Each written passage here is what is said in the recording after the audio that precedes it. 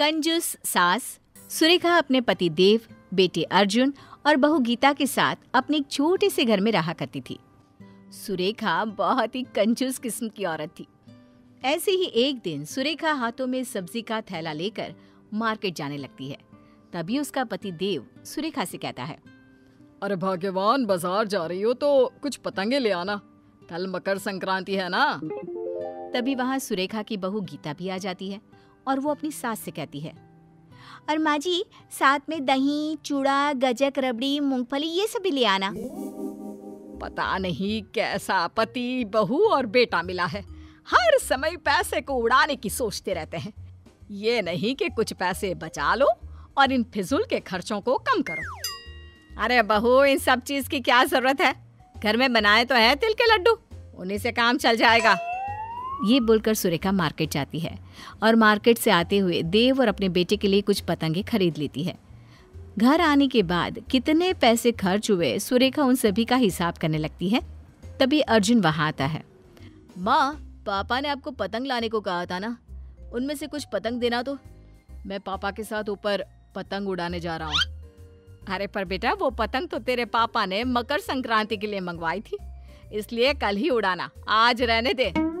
माँ, आपकी ये कंजूसी करने की आदत कभी नहीं जाएगी। आप मुझे पतंग दो, कल के हम कल देख लेंगे।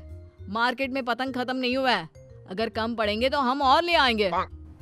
अर्जुन के बोलने पर ना चाहते हुए भी सुरेखा को पतंग देना पड़ता है और अर्जुन कुछ पतंग लेकर छत पर उड़ाने के लिए चला जाता है। थोड़ी देर बाद उनके दरवाजे पर उनकी पड़ोसन सुमित्रा आती है और सुमित्रा गीता के हाथ में कुछ तिल के लड्डू देती है।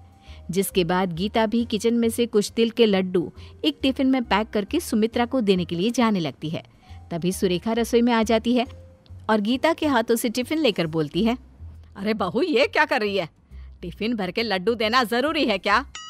अब सुरेखा टिफिन के सारे लड्डू निकालकर उसमें बस एक लड्डू रखकर टिफिन गीता को वापस कर देती है। आप ठीक है, ले आप जाकर ये टिफिन सुमित्रा को दे दे। पर माँ जी, उन्होंने हमें इतने सारे लड्डू दिए और हम उन्हें ये एक लड्डू देंगे, अच्छा थोड़ी ना लगेगा। अरे तो क्या हो गया, उनके घर में भी तो लड्डू बने हुए हैं ना। और अगर इसी तरह टिफिन भर भर के तू पड़ोसियों को लड्डू बांटने लगेगी तो सारे लड्डू खत्म हो जाएंगे। फिर तेरे ससुर और तेरा पति दोनों कहेंगे, लड्डू तो तुमने दिया ही नहीं, अब हम अपने स्टाफ को क्या दें? इसलिए इतना ही काफी है, जा आप दे दे। एक काम कीजिए माँ जी, ये लड्डू आप खुद ही सुमित्रा आंटी को दे दीजिए, मैं नहीं जाने वाली। ये बोलकर गीता वहां से चली जाती है और सुरेखा खुद जाकर सुमित्रा को तिल के लड्डू का टिफिन देती है।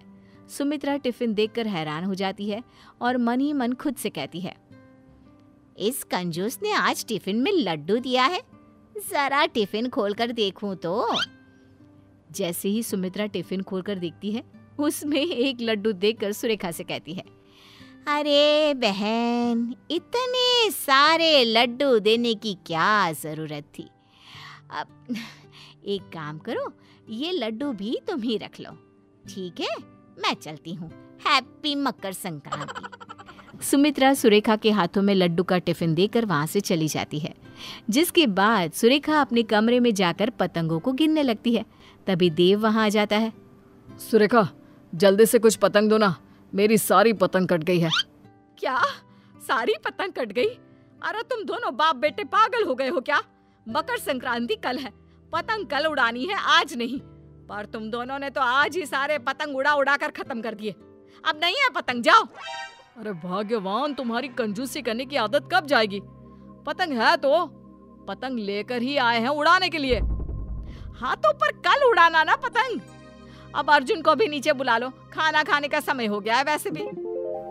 जिसके बाद सुरेखा के कहने पर देव अर्जुन के साथ नीचे आता है और सब खाना खाने बैठते हैं। खाना खाने के बाद गीता सबके लिए तिल के लड्डू लेकर आती है और सबको 2-2 तिल के लड्डू दे देती है।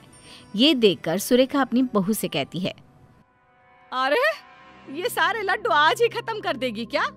पहले तो सुमित्रा के लिए इतने सारे लड्डू पैक कर दिए और अब सबको घर में बांट रही है। अरे मकर संक्रांति कल है, कल कुछ नहीं करेगी क्या?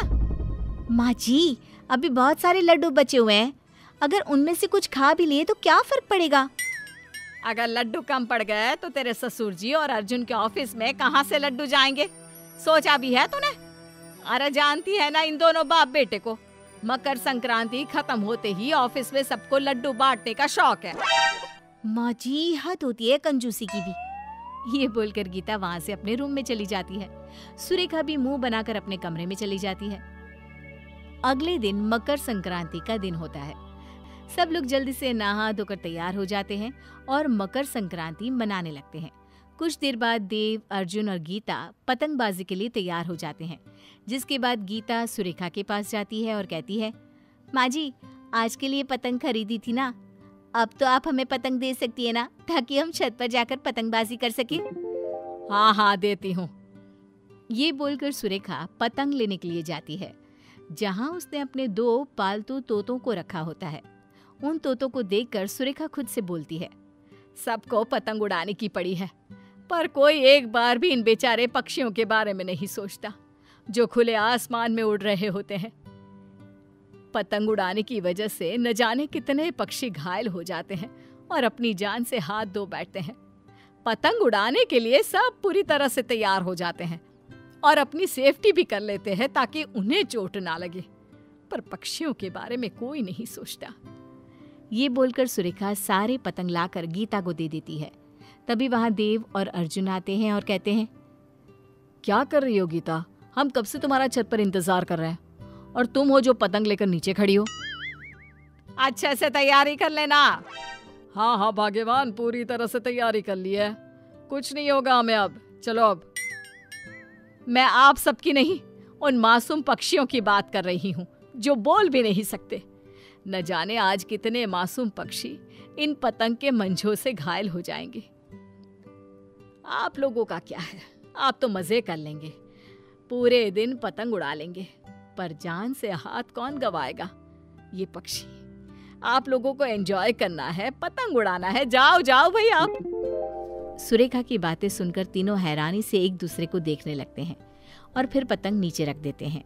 गीता अपनी सास से कहती है, माँ जी आपने सही कहा, हमारी वजह से आज के दिन पता नहीं कितने निर्जीव पक्षी घायल हो जाते हैं, वो अपनी जान से हाथ गंवा बैठते हैं। आपने आज मेरी आंखें खोल दी। मैं आज ये पतंग नहीं उड़ाऊंगी, बाकियों को उड़ाना है तो उड़ा सकते हैं। सुरेखा, तुम भले ही कंजूस हो, पर आज तुमने हम सबको एक बहुत अच्छी सीख दी है, इसलिए आज से हम लोग भी पतंग नहीं उड़ाएंगे और ऐसे ही मकर संक्रांति मनाएंगे। सही कहा पापा, हम हमेशा अपना मज़ा पहले सोचते हैं, लेकिन कभी उस मज़े में किस तरह इन बेजुबानों को नुकसान पहुंचा रहे हैं वो नहीं सोचते। पर आज के बाद ऐसा नहीं होगा। जिसके बाद गीता, देव और अर्जुन पतंग नहीं उड़ाते और उसकी जगह परिवार के साथ समय बिताना, छत पर बैठकर दूसरे लोगों को देखना और पड़ोसियों के साथ गप्पे लगाना, गेम्स खेलना और इस तरह दिन का मज़ा लेना जारी रखते हैं।